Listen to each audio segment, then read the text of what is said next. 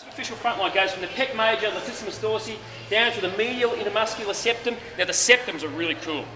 The septums are purely the dividers between muscles, like when you have an adductor and you have a hammy, the divider is called the septum. Those septums distribute a lot of force between the muscles.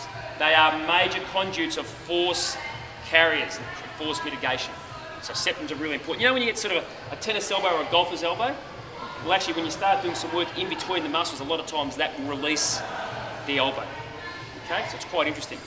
Down to the flexor grip into the carpal tunnel. It's interesting when you start looking at that, isn't it? We traditionally would treat the shoulder how? Shoulder movement. Yeah, shoulder movement. But in fact, what I would say to someone if they've got a shoulder problem is, maybe everyone stand up for me. Let the arm hang, guys. Let the arm hang. Your hip drives out. What's the scap got to do?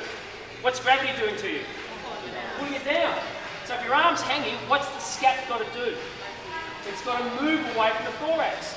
Most importantly, you'll see how this connects to this. And in fact, this right shoulder connects to lateral and medial knee. So all of a sudden now, I'm doing a hip drive, turning my butt on, getting my abdominals to fire, and at the same time, I've just simply turned my wrist out, which creates what? External rotation, which creates what in the shoulder?